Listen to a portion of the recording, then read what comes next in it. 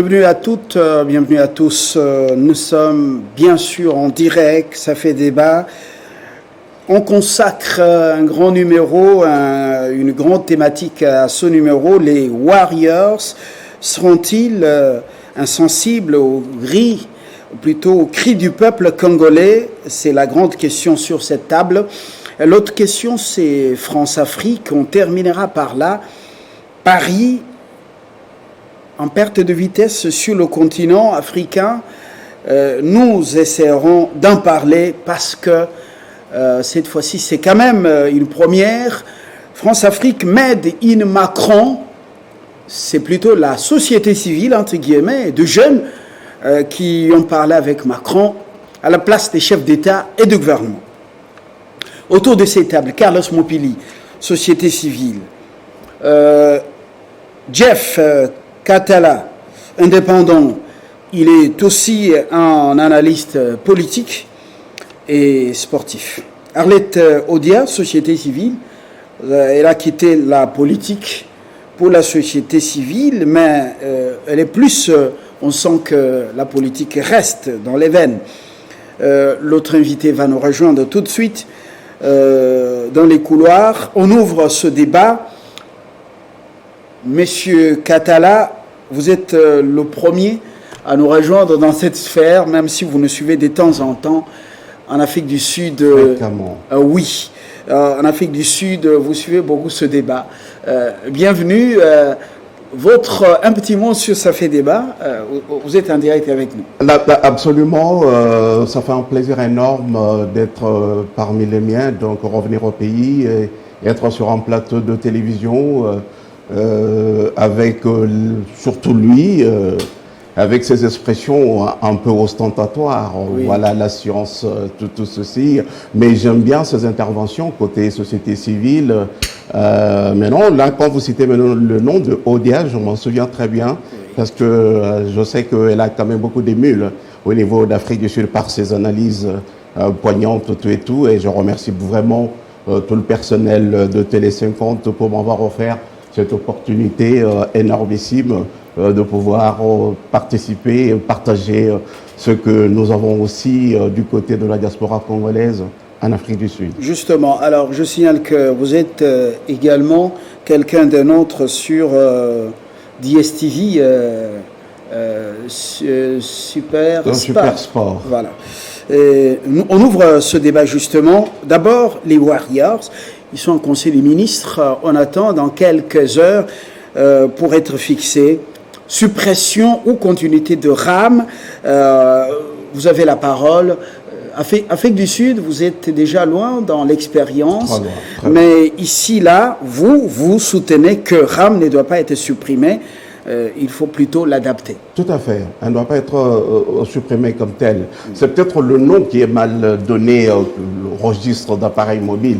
Tout ce qu'il faut faire, je pense qu'il faut essayer de considérer, de prendre en compte les considérations sociologiques du pays.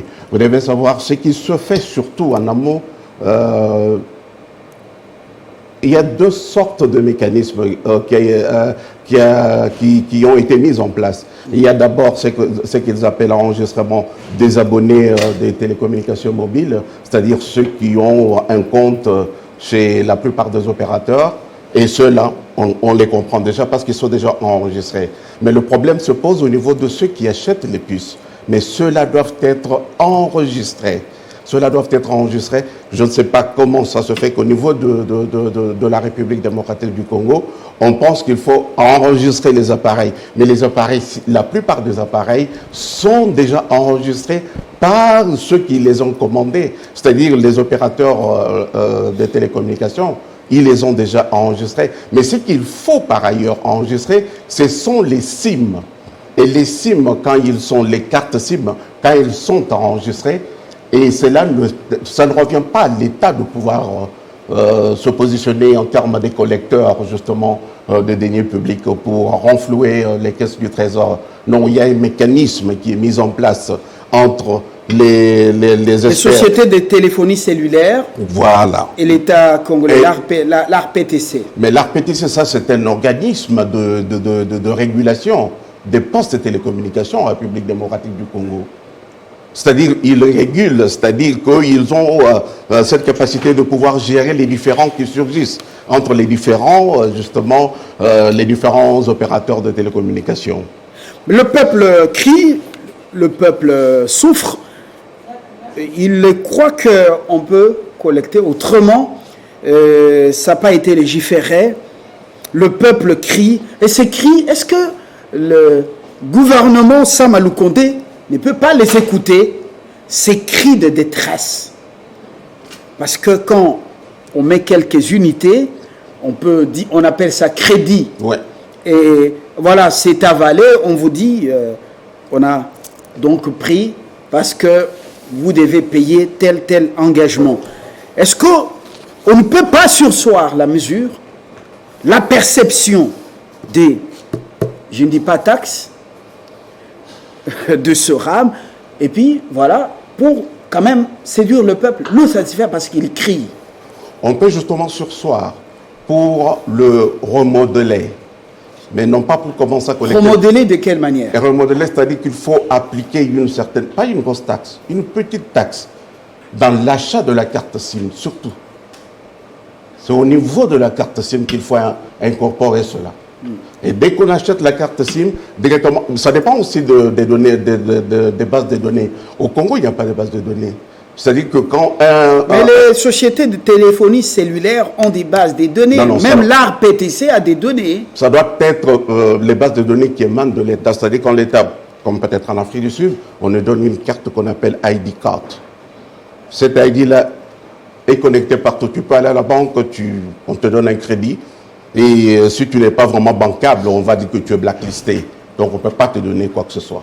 C'est-à-dire que quand tu vas maintenant t'enregistrer pour acheter une SIM card, une carte SIM, directement on a toutes tes données qui sortent du registre. Et ça, on sait identifier. Le problème, le RAM, vous appelez ça le RAM, moi je pense que c'est pour les raisons de sécurité justement, mais c'est très bien, on ne peut pas surseoir ça, ça doit continuer. Mais ça doit continuer, mais le peuple est en train de crier, n'est-ce pas? Mais ça dépend de la façon dont ça a été présenté très mal. Et je n'ai pas aimé l'applicabilité justement du système.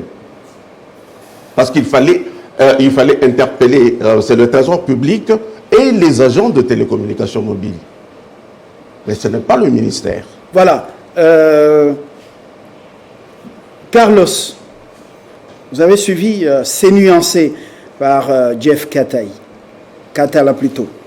Oui, je crois que ceux qui m'ont suivi la semaine avant-dernière, ils trouvent de moi que je disais de bonnes choses parce qu'il vient que relayer ou dire autrement ce que je disais. C'est que dans la cybersécurité, c'est la carte SIM qu'on vise. Parce que la carte SIM, c'est là où il y a l'identité ou l'adresse dans l'espace numérique. Est-ce que RAM concerne la gestion de la carte SIM? Non. C'est là maintenant où il y a des méli-mélo. D'abord, on dit que le RAM, c'est dans le cadre de la cybersécurité, ce qui est faux et archi faux. Parce que les téléphones, c'est le mini-ordinateur. C'est comme quand on va dans un cyber ou dans une cabine téléphonique, on peut utiliser même sa carte SIM. On dit à ce petit, non, aidez-moi, j'ai introduit ma carte SIM pour faire l'appel. Ça se faisait avec les gens de Al-Qaïda. Ce n'est pas ça la cybersécurité. Mais ce qui se passe ailleurs. Le président était aux Émirats Arabes Unis, j'y étais, vous voulez acheter une carte SIM, on va vous exiger une photocopie de passeport. C'est à cela où on connaît que vous êtes tel et vous utilisez tel passeport, telle SIM, telle carte SIM. Vous êtes en Russie, là c'est encore extraordinaire. Vous voulez acheter une carte SIM, mais c'est là où j'avais appris pour la première fois le mot ID. Directement, on vous met et on connaît qui êtes-vous et où est-ce que vous habitez. On en parle justement, on vient de m'envoyer un message RAM. On m'a débité quelques dollars. Donc le message vient de m'arriver. Voilà. Et pourtant je venais de charger là. Donc bon, on peut continuer. Non, il faut dire des mots frères, on vient de vous estorquer en ligne. Voilà. Ça c'est ce qu'on appelle la cybercriminalité. Donc ici le RAM, c'est de la pire cybercriminalité. Parce que la cybercriminalité, c'est tout comportement illégal dont l'informatique fait l'objet ou le moyen de la commission d'infraction. Et ici, il s'agit de la cybercriminalité dont l'informatique fait même l'objet et même le moyen. Donc, le deux ensemble. Et ça, pour un gouvernement congolais, ça se vend très mal. Vous voyez, par exemple, le levier ici, africain, Paul Biya au Cameroun, il a donné cadeau à 500 000 ordinateurs. Parce qu'aujourd'hui, les soucis, c'est quoi pour le gouvernement? C'est pour donner la culture numérique, la culture d'Internet. Mais ici, avec cette situation des RAM, ça décourage la culture d'Internet, alors que l'Internet fait partie aujourd'hui des droits de l'homme. Vous avez changé d'avis. Vous êtes parmi les victimes de la perception des RAM, parce que vous avez perdu notre chère maman. Évidemment. Vous l'avez souligné à cause de RAM, évidemment. Voilà. Et aujourd'hui, dans la comptabilité... Alors, vous avez changé d'avis par rapport aux éléments d'information qu'apporte Jeff? Non, Jeff dit... Vous êtes pour la suppression. Jeff n'est pas pour la suppression. Non, attention. Peut-être que vous l'avez mal compris. Jeff, il est sur la certification de la carte SIM. Voilà. Ce qui veut dire certification en droit numérique, c'est-à-dire donner l'identité numérique. Voilà. C'est qu'on localise la personne à partir de sa carte SIM. Donc, pas sur base des téléphones. Parce que ça concerne les appareils. Les RAM, parce que les appareils ont déjà ce qu'on appelle IP, et puis aussi PUK, c'est ce qu'on appelle pas. Les emails. C'est déjà identifiable aussi facilement. Mais il y a beaucoup d'appareils contrefaits. Qui sont entrés sans que le CC n'ait... Les gens se trompent. N'ait vu... mais ça, il y a un problème que je ne vais pas dire ici.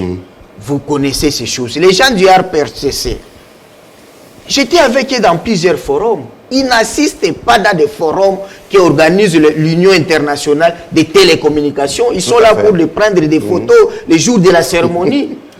Est-ce qu'ils peuvent nous produire, le ministre peut demander à l'RPTC de produire le rapport de restitution de plusieurs forums régionaux et internationaux dont ils ont participé? Ils n'en ont pas. Sauf qu'ils n'ont pas cette expertise-là. Et le problème, c'est qu'au Congo, on veut toujours faire quelque chose qu'on ne maîtrise pas. La mission de l'RPTC est claire. L'RPTC gagne l'argent dans l'arbitrage, le traitement des brouillards, l'examen des catalogues, s'il y a des contrats d'interconnexion, la gestion d'activités d'interconnexion. Or, vous vous rappelez, vous étiez dans ce gouvernement d'ailleurs. Moi? Le gouvernement Sami Badibanga, vous étiez déjà au ministère des Affaires étrangères. Mais ce n'est pas membre du gouvernement. Non, c'est ça que je dis. Le ministre des Postes et des Télécommunications de l'époque. Oui.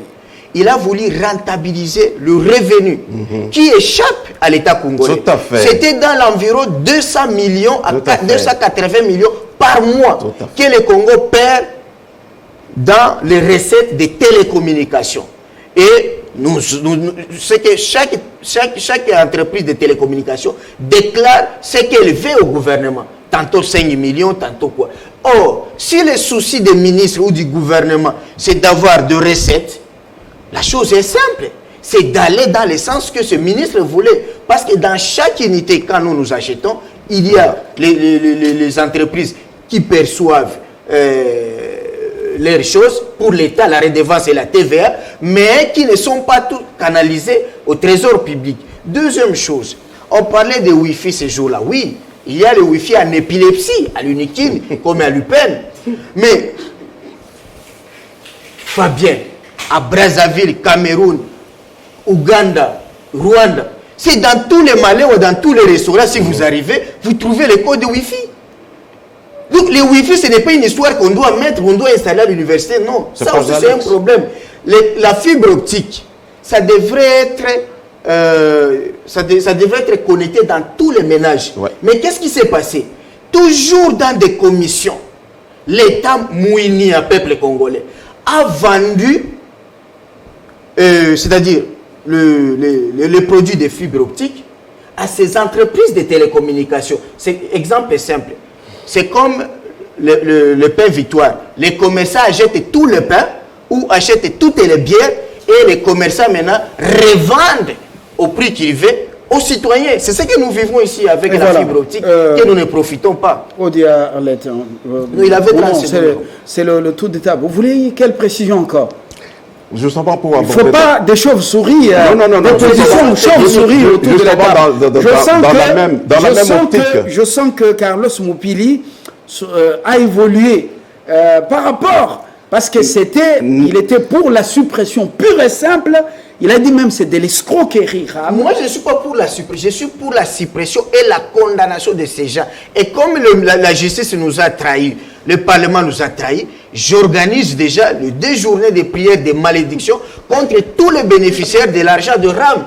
Et chaque jour, je demande à l'enfant de Dieu de consacrer une minute pour maudire tous les membres de famille qui ont pris l'argent de RAM. D'abord, ce sera une prière que Dieu n'exaucera pas. Ça exauce déjà. Écoutez, s'il nous vous plaît. jetons tout ce qui est malédiction, attendez, infidélité dans les couples, rébellion des enfants. S'il vous plaît. S'il vous plaît. Okay. Dieu écoute la prière qui est faite selon sa volonté, selon sa parole. Et ce n'est pas vous proclamer la malédiction. Je suis serviteur de Dieu. S'il vous plaît. Bon, Monsieur Fabien. Non, c'est Odia qui a la parole.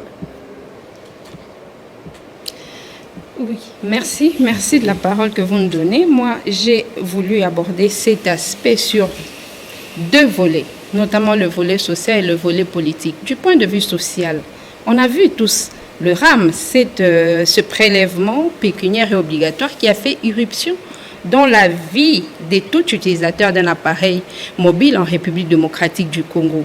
Mais à ce jour, il faut voir les nombres de ceux qui soutiennent par rapport à ceux qui veulent de la suppression du RAM. On a quand même vu à l'Assemblée nationale... On n'a pas mené des enquêtes, on n'a pas des statistiques, des voix s'élèvent justement, mais est-ce que les warriors qui sont au Conseil des ministres aujourd'hui, bientôt là nous serons informés, est-ce qu'ils peuvent rester insensibles aux cris du peuple? L'insensibilité de warriors ne sera pas très étonnant parce que déjà, à partir de différentes revendications du peuple jusqu'à ce jour, on a senti cette insensibilité. On attend peut-être des miracles qui lui est possible, mais ça ne nous empêche pas de continuer à réclamer, à exiger, je veux dire, la suppression de ces taxes. Pourquoi? De ce prélèvement. Pourquoi nous exigeons la suppression? C'est parce que, comme on l'a dit, dans l'opinion, l'ensemble des utilisateurs d'appareils économiques, ils ne sont pas d'accord avec cette façon de faire. Vous avez même vu certaines personnes qui vous disent qu'elle doit être maintenue ou qu'elle doit être réajustée, mais finalement, ça tend à supprimer le RAM dans sa forme actuelle. Et c'est de ça qu'on parle. C'est pour cela que nous sommes pour la suppression de ce prélèvement. Vous savez, les députés nationaux, par exemple, qui ont demandé ou exigé la suppression de ces taxes, je pense que même si elle est élevée à $100, à $50, ils seront toujours en mesure de le payer. Peut-être que nous aussi, autour de cette table, nous n'éprouvons pas des difficultés à payer ces taxes. Mais nous parlons pour qui? Pour ceux-là qui ne peuvent pas exprimer leur voix. Ceux-là qui sont, par exemple, à l'est du pays. Ceux-là qui sont en train de vendre le porteur de Gambela qui, avant d'obtenir 1000 francs, il doit transporter 5 sacs de 50 kilos de riz pour en avoir. C'est celui-là, le petit peuple. Les gagnes petits, c'est au nom de ceux-là que nous parlons.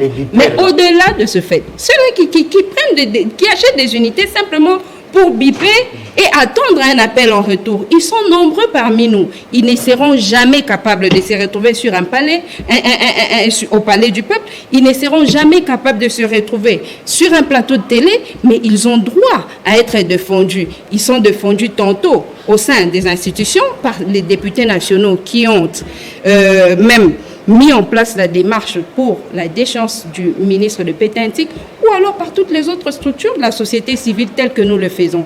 Mais nous voulons aussi de la suppression de ces taxes parce que la destination de son revenu, nous sommes le collectif pour le développement et l'unité du Congo. Nous voulons voir ce pays se développer.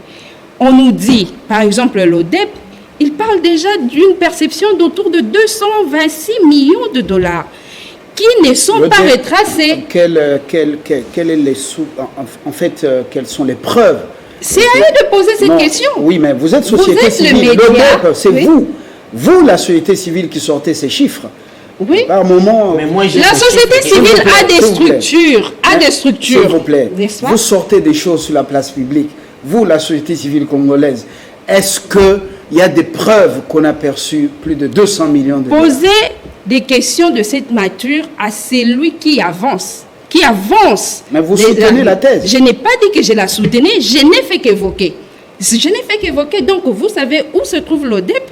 Vous pouvez poser la question pour savoir d'où elle est partie pour tirer ses conclusions. Mais pour nous, partant même des calculs du ministre de PTNT, qui lui a évoqué le 25 millions de dollars, à ce stade, pensez-vous que si autant d'argent n'est pas canalisé, autant d'argent ne sert pas au budget national, il peut amener le pays au développement? C'est ça notre questionnement. Et tout ce qui ne tend pas à développer le pays, nous ne pouvons que condamner. C'est à juste titre que tous les autres citoyens de ce pays, je pense même dans la grande majorité, moi je ne suis pas étonnée d'entendre M. Carlos exiger, mais cette fois-là, la malédiction contre ce genre-là. Je ne dis pas qu'il devrait le faire, mais je comprends et je pense que c'est à juste titre qu'il le fait. Mais pour nous, il faut que le Conseil de ministres se penche sur cette question.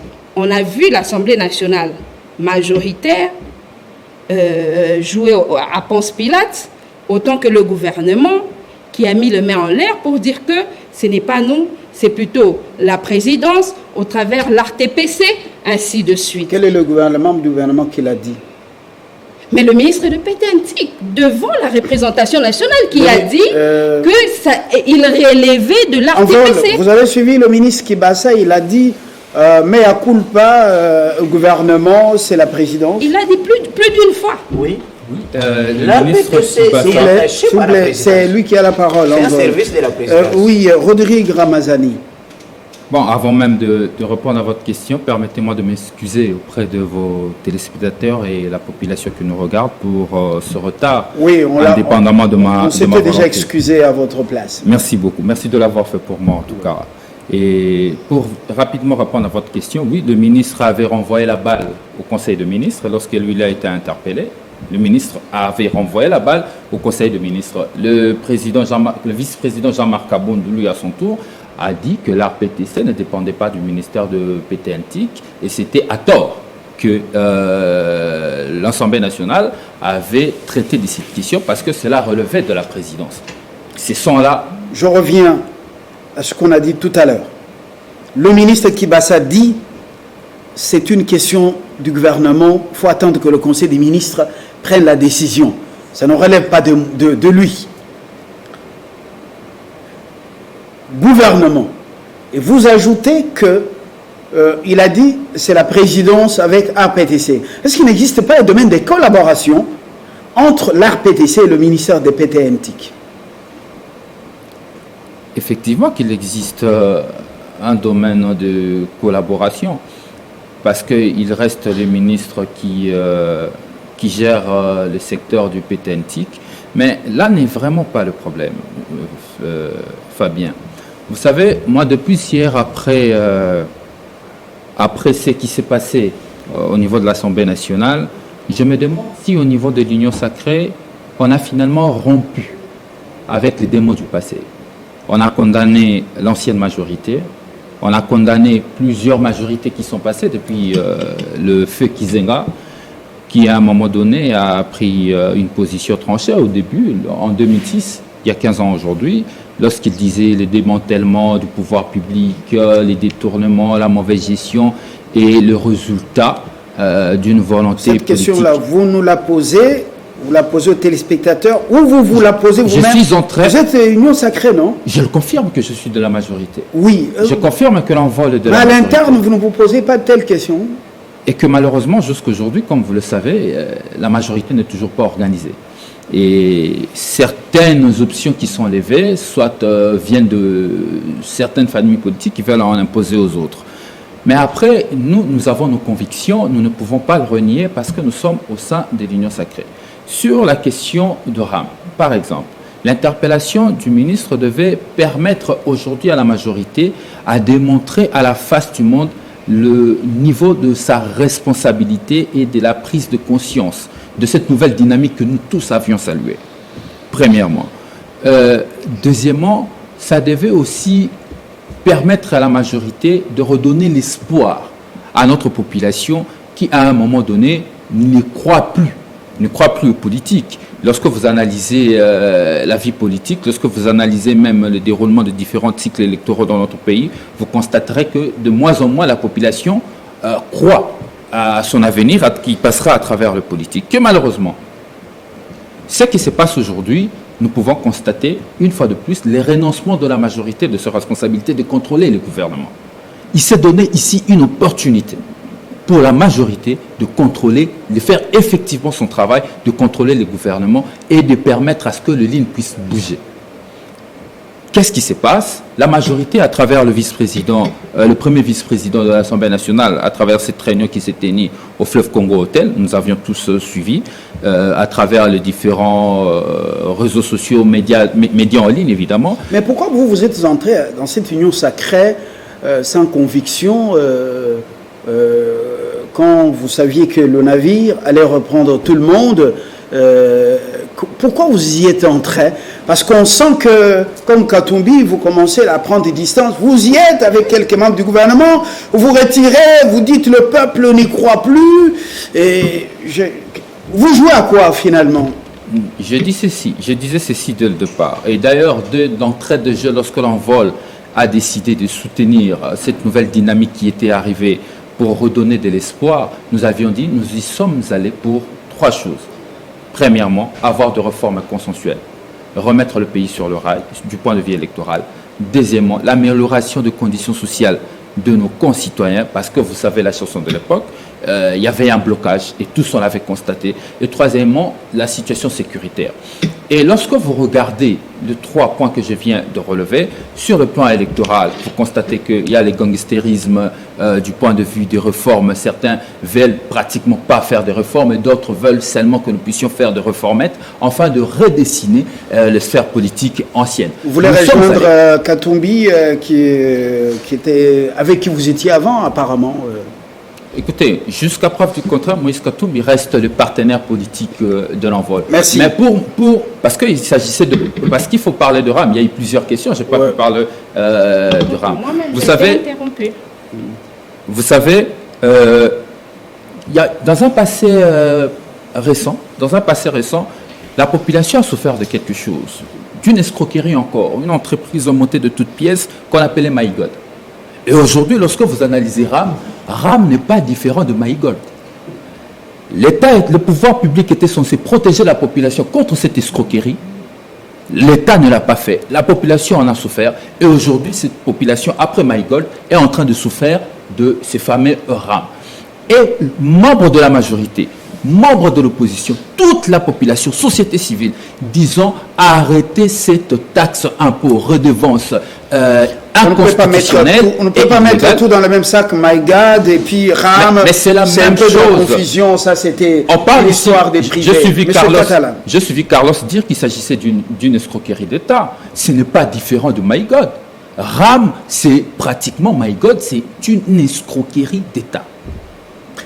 Alors, M. Katala, vous avez suivi la société civile, ODIA, la société civile, donc l'envol, qui est vraiment en position accroupie au sein de l'Union sacrée.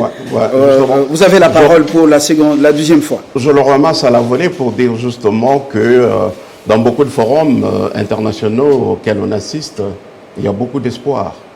À l'extérieur, il y a beaucoup d'espoir en RDC. L'espoir est permis pour le moment. Et je reviens pour rejoindre Carlos. Carlos avait vraiment raison. Donc vous ne regardez pas la situation telle que les acteurs politiques qui n'ont pas eu assez de jus. Non, je vois l'aspect politique et l'aspect technique. L'aspect politique, avant qu'on arrive à la plénière, pour que le ministre se défende, le ministre devait se défendre devant la commission technique des télécommunications. Pourquoi il n'y en a pas au niveau du Parlement? Parce qu'au niveau de la plénière, il y a de ce représentant-là qui ne maîtrisent pas le domaine des télécommunications. Donc on va avoir des suivistes qui vont dire non, il faut supprimer, mais sans savoir pourquoi il faut supprimer. Alors je reviens, parce que le rôle du ministère devait s'atteler beaucoup plus au niveau de ONPTC. Parce que je me rappelle, à une certaine époque, j'avais collaboré avec la Télécom South Africa pour venir assister le réseau de la téléphonie filaire ici. On avait constaté qu'il n'y avait pas de commutateur. Le commutateur permet à ce que tous les opérateurs des télécommunications se connectent. Comme ça, l'État saura combien d'appels entrants, combien d'appels sortants. Et déjà, l'État, avant que ces gens-là ne viennent avec leurs chiffres pour les trésors, l'État a déjà ça. Mais pour le moment, voilà, mais pour le moment, il n'y en a pas. Ils viennent avec ce qu'ils veulent. Et puis, au niveau de RPTC, je sais que le RAM tire sa nature légale dans un décret qui avait été signé, je crois, en 2016, quelque chose comme ça. Mais il n'avait pas été mis en application. C'est la raison pour laquelle le ministre renvoie au Conseil des ministres, parce que c'est le Conseil des ministres qui avait décidé de son applicabilité ou de son application. Mais il doit y avoir un domaine de collaboration entre la présidence, parce qu'il s'agit de la sécurité et de la sûreté de l'État, et le ministère de télécommunications, l'ARPTC et l'ONPTC. Parce qu'il s'agit aussi de la gestion du point CD, qui cause aussi beaucoup de problèmes au niveau de la RDC. Et voilà, donc un petit souci des téléspectateurs qui sont en ligne, qui nous suivent par Canal+, au Bénin, précisément dans la capitale, et donc en Afrique du Sud aussi, plutôt au Cameroun, ils nous disent qu'il y a un petit souci concernant les sons, ils ne parviennent pas à nous capter comme il faut, je crois que ça va être résolu. Carlos, vous avez suivi Jeff, vous comprenez qu'il y a eu beaucoup d'émotions dans cette affaire, beaucoup d'émotions. Et il n'y a pas eu assez d'objectivité. Les populistes en ont profité pour montrer qu'ils ont les soucis du peuple. Et d'autres sociétés civiles se sont montrées beaucoup plus proches du peuple en abordant les vrais problèmes, la souffrance de ce peuple qui achète des unités. Ça, c'est un fait. Mais est-ce qu'au fond, on ne peut pas s'arrêter, comme le gouvernement, s'arrêter, revoir les choses de manière technique, professionnelle et communiquer bien, parce qu'on sent que chez nous, il y a plus d'émotions que d'objectivité un peu là. Je crois que lorsqu'il explique les choses, je crois que les services du chef de l'État sont encore actifs et ils peuvent le souffler dans ce conseil des ministres. Ce que le président peut faire, c'est de sauver l'honneur de notre pays. C'est qu'il faut supprimer aujourd'hui cette escroquerie en ligne ou cette cybercriminalité de RAM. Et qu'est-ce qu'il faut faire? Parce qu'on a besoin des recettes, c'est de faire ce que l'autre ministre Soussami Badibanga avait proposé, de rentabiliser tout ce qui est recettes que les entreprises de télécommunications font des fausses déclarations, alors que ça devrait ramener des milliards en RDC. Je vous donne un exemple simple. Notre ami vit en Afrique du Sud.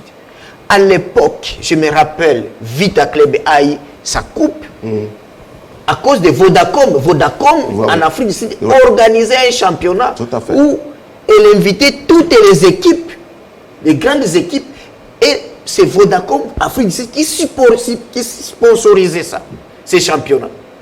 Il est sportif, il est journaliste et sportif. Orange, c'est Orange qui a créé des écoles de foot en Côte d'Ivoire, d'où est venu tous ces talents. Mais ici, Orange est ici depuis ici. Qu'est-ce que Orange fait? C'est Orange qui supporte les championnats au Mali, ici aussi de l'autre côté. Mais tous ces gens-là, lorsqu'ils arrivent ici, ils ne font que corrompre avec quelques millions. Et comme on connaît que les Congolais aiment le ventre et tout ça, si je comprends bien, il fallait au départ, avant ce prélèvement, initier, organiser les états généraux. Ce qu'on appelle le due diligence. Voilà, les états généraux des télécoms Tout à fait. et numériques pour pouvoir réfléchir avec les acteurs de ces secteurs, les opérateurs du secteur. Avec la commission de télécommunications. On doit percevoir, qui doit percevoir, sur quoi et pour quelles raisons, si je comprends bien. Ce que vous dites, nous avons des génies, des jeunes génies ici dans notre pays.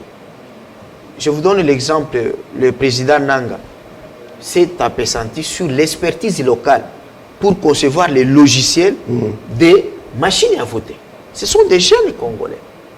Il y a des jeunes Congolais capables de nous installer ces applications pour connaître combien gagne Vodacom et combien revient à l'État congolais.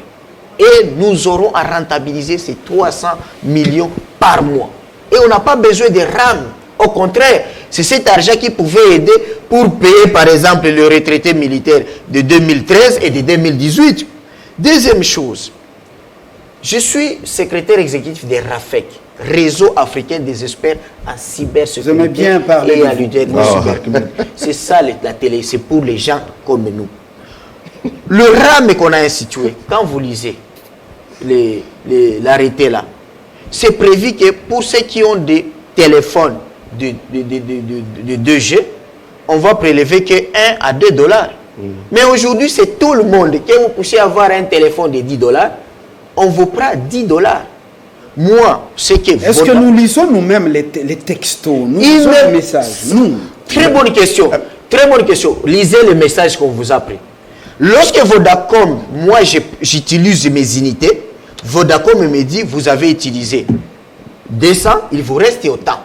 Si par exemple j'utilise mon argent avec la monnaie électronique, Vodacom me dit dans mon M-Pesa, vous avez pris autant, ça reste autant. Mais pour le RAM, Vodacom, Orange, RTL refusent de nous dire combien nous avons, ils ont prélevé, combien ça reste. Tout ça, ils nous mettent dans le nuage. Ce qui fait que, interrogez un peu votre historique de RAM, vous verrez que dans chaque SIM, on nous prend plus de 10 dollars. Non. Alors que dans l'arrêté, j'ai pas vu Fabien, parce on que doit pas extrapoler. Alors, moi, je suis victime. J'ai mis 35 dollars de crédit dans le téléphone.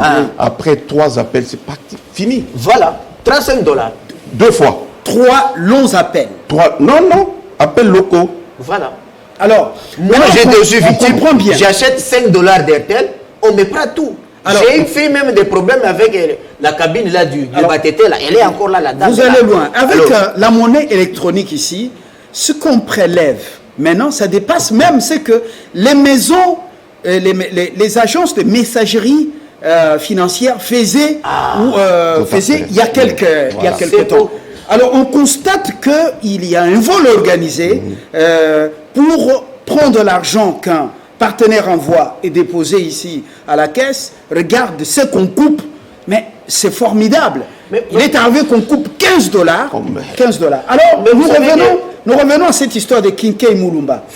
Kinkei Moulumba a attrapé beaucoup de réseaux ici mafieux avec les appels entrants. Oui, justement. Les appels extérieurs entrants. Oui.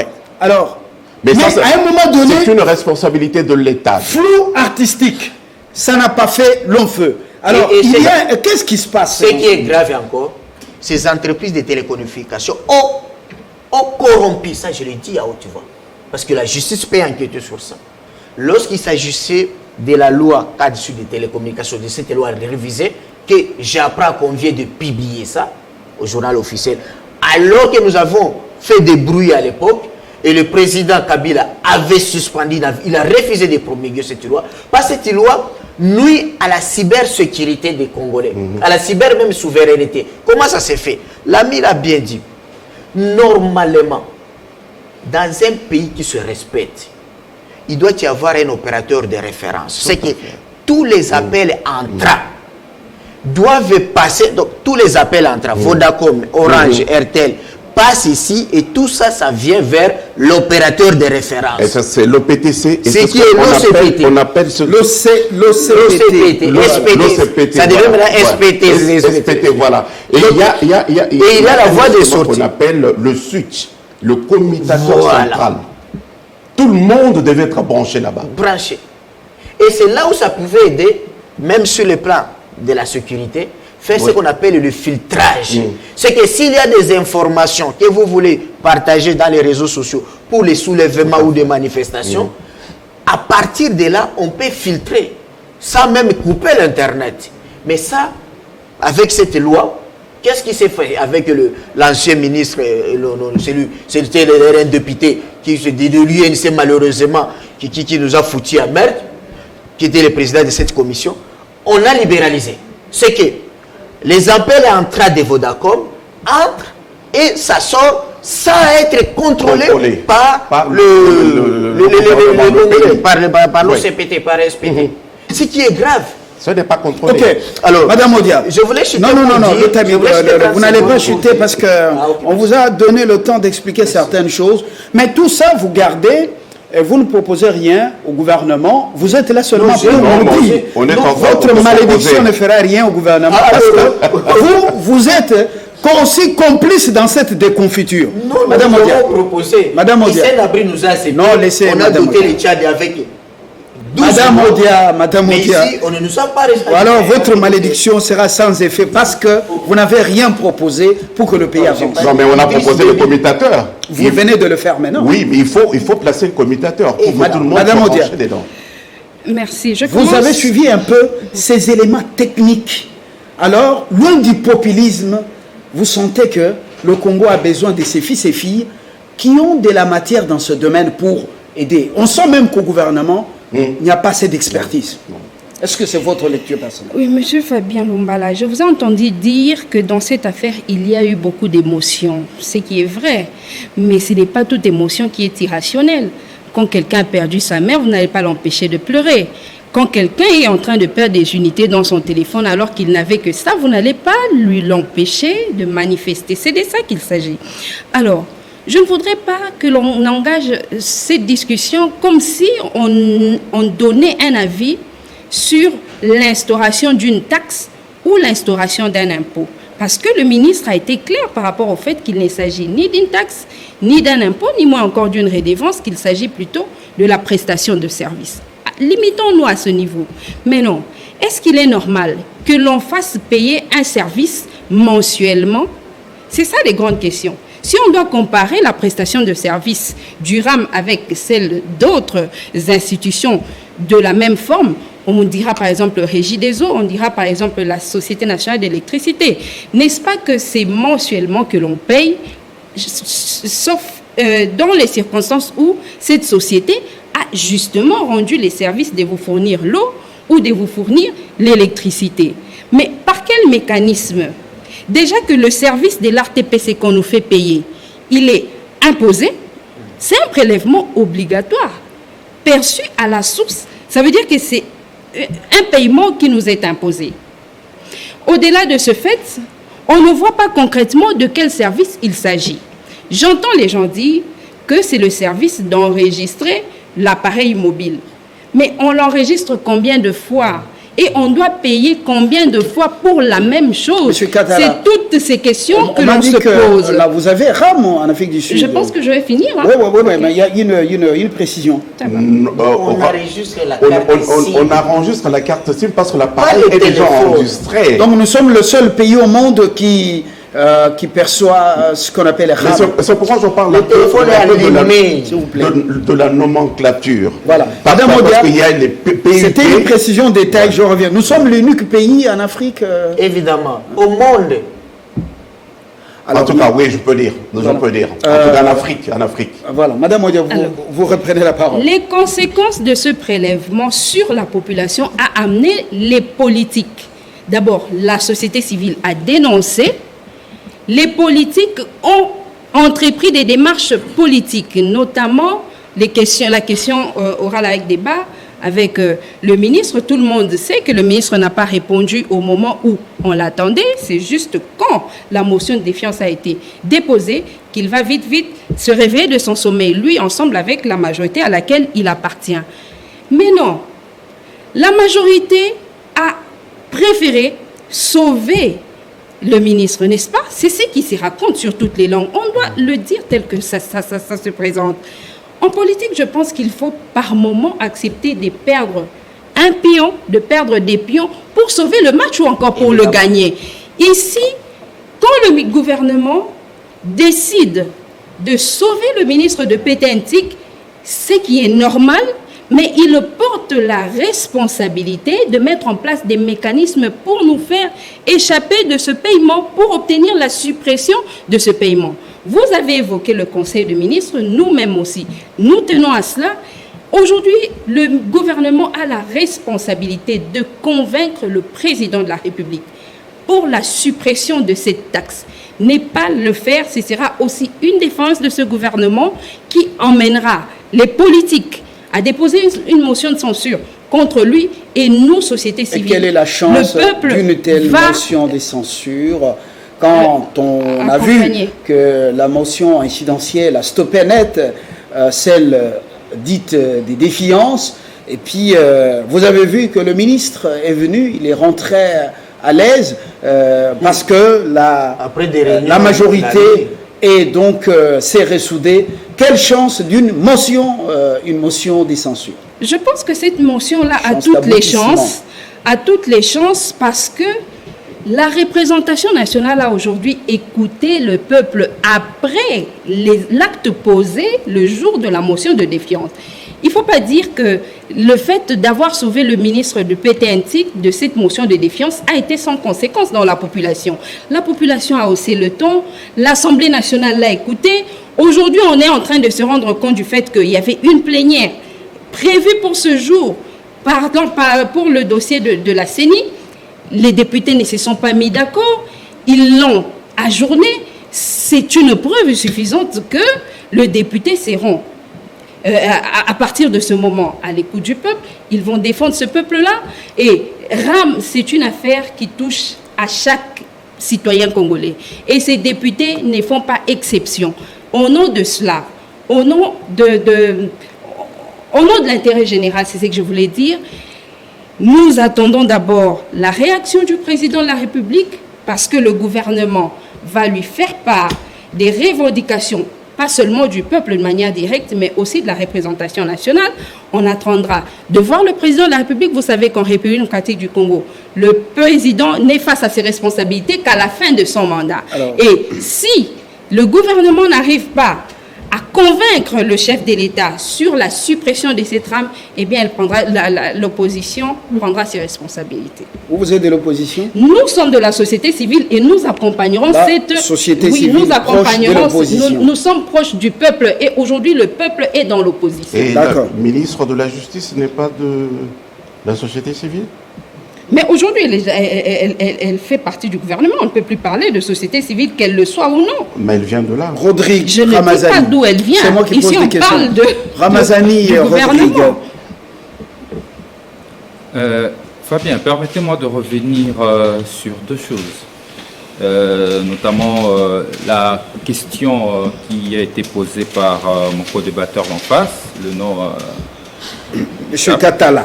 Je connais Carlos, je connais Odia. Monsieur Katala, je viens de le connaître. La question que mon co-débatteur s'est posée, pourquoi il fallait supprimer? La réponse, elle est simple. Il faut supprimer pour trois raisons. Premièrement... Vous êtes posé cette question? Oui. Pendant qu'il parlait, il s'est posé la question. Je suis pour ceux qui... ce n'est pas la suppression comme telle, mais il faut changer le modèle. D'accord. Dans la suppression dans la forme actuelle. Monsieur Ramazani. Il faut supprimer la forme actuelle. Dans ce cas, je suis d'accord avec lui. S'il faut supprimer la forme actuelle et puis réévaluer, étudier, mais en supprimant, il faut voir les dommages qu'on a causés et il faut reparer. Et je crois que ça sera de droit.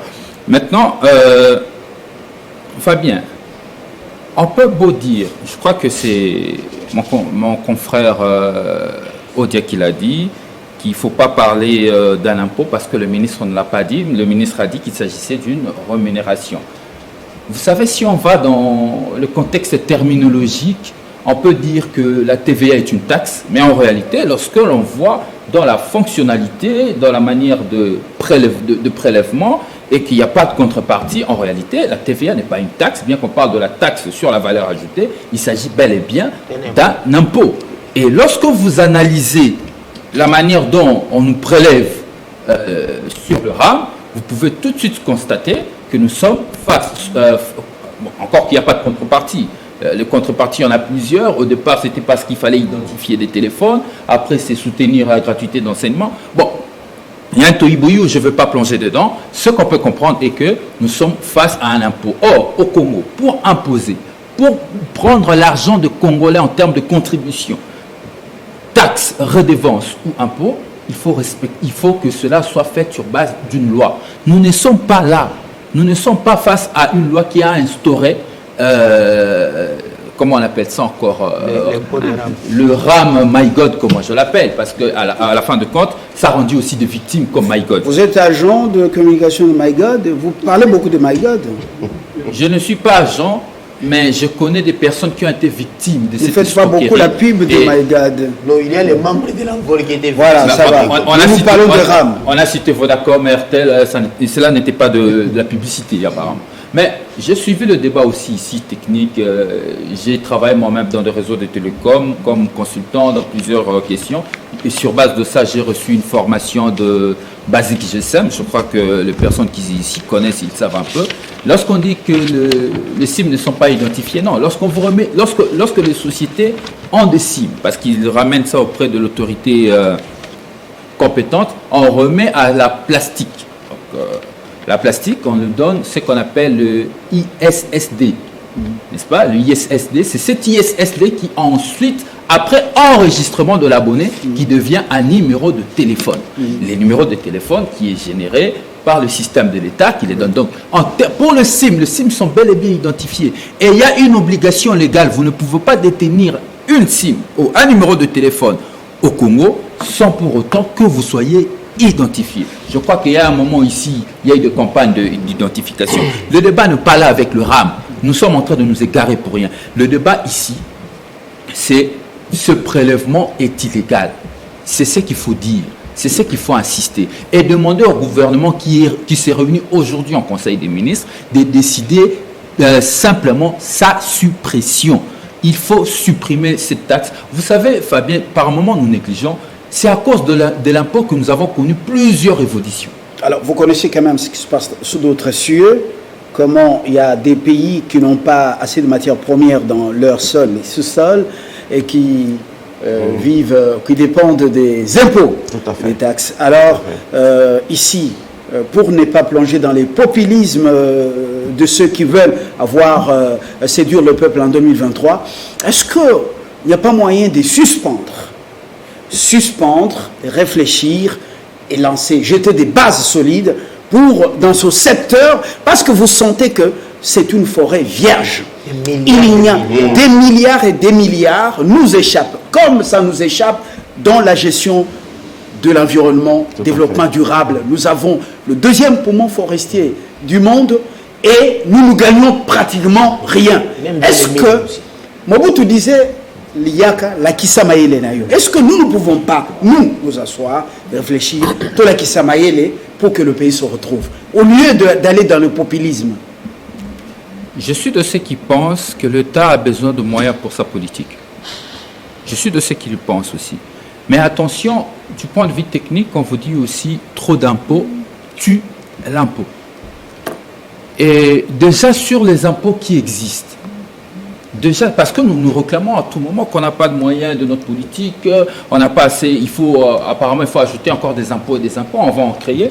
Si l'État a besoin de moyens pour sa politique, en tout cas, je ne trouve aucun problème pour qu'on puisse créer des impôts, mais seulement que cela puisse profiter à la population. Maintenant, la question que nous devons tous nous poser, par rapport à votre question, les impositions qui existent déjà, comment cela sont prélevés?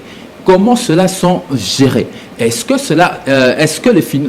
les impôts qui sont perçus sont suffisamment bien gérés pour permettre à notre gouvernement d'avoir le moyen de sa politique, ou forcément il doit encore en créer d'autres impôts qui seront mal perçus, mal gérés, et à la fin de compte, encore que dans notre pays nous avons cette maladie de l'absence de contrôle, non contrôlée comme d'habitude.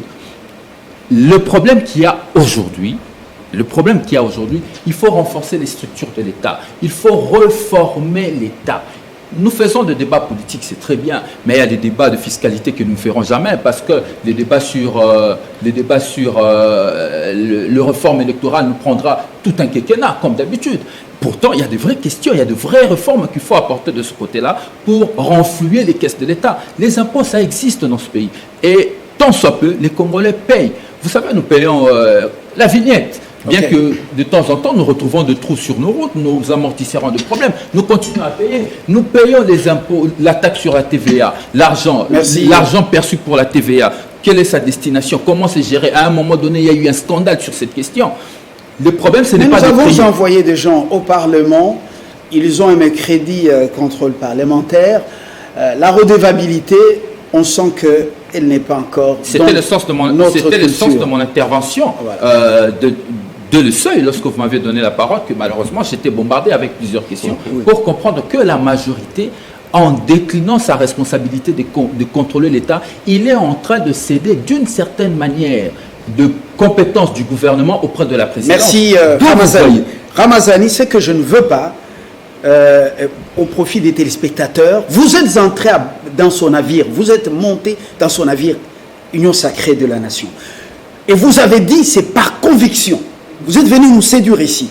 Alors ne venez pas ici dire au peuple congolais, bon, nous sommes entrés, le peuple n'a plus d'espoir, il ne voit qu'un avenir sombre. Ne venez pas nous dire ça. Parce que ne mettez pas si je voulais, ça va passer au téléspectateurs. Ne mettez pas dans ma bouche ce que moi je n'ai pas dit. Non, je dis, ne mettez pas dans ma bouche ce que je n'ai pas dit. J'insiste que l'on vole, nous avons nos convictions. Non. Nos convictions, nous l'avons. Nous n'allons pas les céder parce que nous sommes... Le peuple n'est pas imbécile. L'Union sacrée, nous y sommes, c'est une famille, il y a des divergences, il y aura toujours des divergences. Lavez vos linges sales là-bas, et puis donnez-nous les résultats. Même dans votre propre famille, les discussions, vous le faites et les voisins entendent. Gardez ce n'est pas un problème.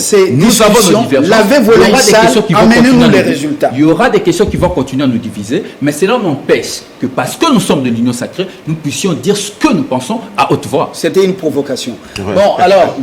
2 minutes, on voilà. Justement, je reviens très vite pour dire que quand il a soulevé M. Ramazani, il a soulevé la question de que toutes les cartes SIM sont identifiées. Mais il y a des fausses identités, justement, de ces SIM. Parce qu'au Nigeria, je sais qu'une société sud-africaine a été frappée de 24 milliards de dollars. Et pour ça, il faudrait que l'autorité de régulation, au lieu de percevoir le rap, puisse renforcer le contrôle pour échapper à l'ardoise fiscale. Donc il faut faire très attention quand vous dites ça. Et je reviens aussi à Mme Odia. La question ici, c'est de renforcer le contrôle. Quand vous mettez toujours le président, quand un ministre se met Monsieur Katala, mais il pose un vrai problème. Le contrôle chez nous fait défaut, ce qui fait que toutes ces sociétés de téléphonie cellulaire, on ne connaît même pas le nombre d'abonnés qu'ils ont. Ils nous disent autant de millions, mais on ne connaît pas combien ils génèrent. On a Kibali là qui vous dit elle est au-delà des prévisions de la population. Mais justement, c'est parce qu'il n'y a pas un système central qui peut faire la collecte de toutes les données pour savoir. Je parle beaucoup des appels entrants, des appels sortants et la gestion du point CD. Qui s'en occupe? Et justement, la fibre optique, la pose de la fibre optique à partir de Mwanda jusqu'à Kinshasa a toujours posé problème. On disait que c'était une responsabilité de l'État. Or, l'État était représenté au niveau des télécommunications par SPT. Mais SPT était devenu une société commerciale. Comment vous gérez toute cette cacophonie-là? Justement, et puis quand on revient, il faut parler du problème de backbone de télécommunications. Je sais qu'à ce niveau-là, du backbone pour la fibre optique, il y a Vodacom qui se dit que non, nous sommes propriétaires de la fibre optique dans le cadre de WACS, Western Cable System of Africa. C'est vraiment un ensemble de sociétés de télécommunications qui sont dedans. Et puis il y a aussi SAT3. Tout ça, il faut gérer. Pour le moment, qui est propriétaire de la fibre optique? Et quand on est propriétaire de la fibre optique, on saura maintenant mettre un système en place qui doit contrôler justement tous ces opérateurs économiques. Mais je sais qu'ils sont très puissants parce qu'ils ont beaucoup de soutien au niveau du cercle public. Et puis pour terminer avec Mme Odia, il ne faut pas toujours mêler le président à tout ce qui, quand un ministre se défait ou quand un mandataire se défait. Parce que je me souviens très bien, quand Hollande venait d'avoir la présidence en France, Cazeneuve, on lui avait dit qu'il avait des comptes offshore. Et quand on lui a posé la question, quand le président lui a posé la question, il a dit non. Et quand on a vérifié par après, on a trouvé cela. Le Premier ministre l'a appelé, il a dit présente ta démission. Merci. Monsieur Katala, votre conclusion? Je voulais préciser que c'est depuis que le président de la République avait nommé les nouveaux animateurs à l'RPTC que nous avons commencé à comprendre, le peuple a commencé à être victime d'abord par l'augmentation des prix même de mégas, ça a commencé et aujourd'hui nous tombons dans ce qui est rame, ce n'est pas une bonne chose. Et c'est pourquoi je voulais dire à son Excellence, Monsieur le Président de la République, c'est lui qui vous aime, c'est les CG Bili Kambale, c'est les gens de l'envol, qui vous disent que les peuples ne veulent pas ça. Votre prédécesseur, Joseph Kabila, président de la République à l'époque, avait aussi une majorité parlementaire avec le président honorable Obé Minakou, qui protégeait les ministres médiocres au nom de la majorité parlementaire. Mais c'est lui qui avait répondu politiquement de cette mafia politique. C'était le seul et unique, le président honorable Joseph Kabila. C'est maintenant avec le temps qu'on commence à dire qu'il était bon. Mais vous aussi, lorsque vous acceptez que le président Mbosso et votre président Aïe, Jean-Marc Kaboul, commencent à protéger les ministres médiocres au nom de la majorité parlementaire, vous serez le seul comptable devant la nation en 2023. Et si vous laissez cette histoire de rame, Monsieur le Président, même si vous mettez Kaboul président de la CENI, je ne vois pas comment vous pouvez gagner les élections. Il faut que cette histoire, cette criminalité de rame soit abolie et nous entendons un procès public au stade contre les auteurs, les complices, l'auteur intellectuel de rame. Je termine pour donner l'idée simple. Ce que lorsqu'on parle du ministère des télécommunications, c'est le ministère qui se charge des transports des informations, c'est-à-dire des infrastructures. Contrairement au ministère de la communication, lui c'est les contenus, les informations. L'ARPT c'est le régulateur parce que nous avons aujourd'hui plusieurs opérateurs dans ce secteur. Merci et Carlos. D'autres présidents, ils ont demandé les concours tels que, j'ai fait la lapsus lingua, il s'agit d'Idriss Déby qui avait demandé notre concours. On a doté le Tchad avec toutes les lois sur les cyberdroits. La même chose aussi, le président Sassou et d'autres présidents. Merci Carlos Mopili. Ce n'est pas le président qui place le dirigeant de la CENI. Vous êtes un scientifique. Certaines choses, les enfants peuvent les gober comme ça. Madame, votre conclusion. À l'APT, c'est votre conclusion. Merci de votre invitation. Merci aussi de l'attention de tous qui nous ont suivis. Et Monsieur Katala, vous avez partiellement raison à dire qu'on ne devrait pas tout mettre sur le compte du président de la République, voire plutôt le gouvernement, voire le ministre. Vous avez partiellement raison, parce que c'est comme ça que les choses devraient se passer. Mais il se fait qu'en République démocratique du Congo, alors que la Constitution voudrait que le président règne et qu'il ne gouverne pas, nous vivons aujourd'hui l'effet que le président règne et gouverne à la fois. Vous n'êtes pas, vous n'ignorez pas le fait qu'il y a eu un programme de 100 jours mis en place par la présidence de la République. Tchilégelou, aujourd'hui, on a vu Kinshasa, 0 trou. C'est toutes ces choses-là qui font que quand le ministre, quand le gouvernement n'a pas de réponse à donner et qu'il nous renvoie directement au président de la République, on ne dit pas que le président doit devenir responsable de ses actes. Lui, il y répondra à un certain moment, mais tout ce que nous demandons, c'est à ce gouvernement de jouer le rôle qu'il faut pour convaincre le président de la République à revenir à la raison. C'est ainsi que pour nous, il faudrait absolument que cette taxe soit supprimée. Cette taxe doit être supprimée ou ce prélèvement, cette prestation de service doit être supprimée pour plusieurs raisons, notamment parce qu'elle n'est pas à la bourse. Je suis en train de me répéter. Oui, il est important que je me répète en disant que... En quelques secondes, vous proposez quoi? Notre proposition, elle est claire. C'est que le gouvernement a la responsabilité de convaincre le président de la République, même s'il faut tous s'agenouiller, pourvu de le convaincre au sein de... Oui, C'est ce qu'il faut faire. C'est la posture dans laquelle nous avons été placés. On ne voyait pas les choses se passer de cette manière. On a appris à un certain moment, à une certaine époque, que le président Joseph Kabila serait souvent en train de jouer à la PlayStation. Mais autant jouer à la PlayStation et respecter les lois de la République qu'être tout le temps sur tous les fronts et violenter ou violer les lois de la République. La conséquence, c'est que nous invitons le gouvernement à être à l'écoute du peuple et être à l'écoute du peuple en ce moment. C'est conseiller Odia. Ou demander au président de la République la suppression de la taxe RAM. Merci Odia. Certains exemples PlayStation. Nous sommes quand même à la télévision, voilà. Mais c'est ce qui s'est dit, Willy Michi qui l'a dit plus d'une fois. Nous sommes à la télévision et les responsables, les enfants captent certaines choses, pas beaucoup de... Mais jouer à la PlayStation, de maléwisme sur la place publique, surtout à un lieu où on doit remonter. Votre conclusion en 1 minute. Ma conclusion est simple. Je vais le faire par points. Le premier point, je demanderai au gouvernement qui s'est réuni aujourd'hui en Conseil de ministres que dans le compte rendu du Conseil de ministres, la population n'attend qu'une chose, la suppression de cette escroquerie d'État.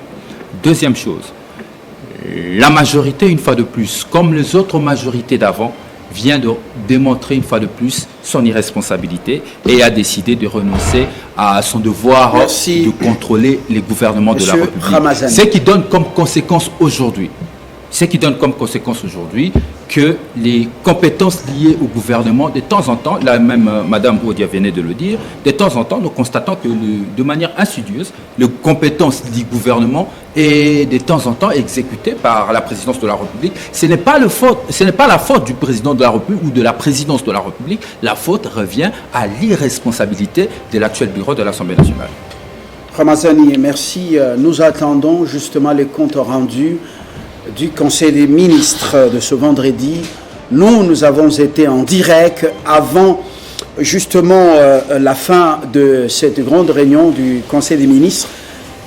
Patrick Mouya-Katemwe nous fixera, peut-être que ce sera la réponse à ce que le peuple veut, son problème, le sachet de la ménagère qui ne lui permet pas suffisamment d'acheter du crédit pour son téléphone. D'ailleurs, pour la plupart, nous avons les téléphones Moukokoli, les téléphones piratés, où on dit contrefaits, et d'autres, vous connaissez ces téléphones.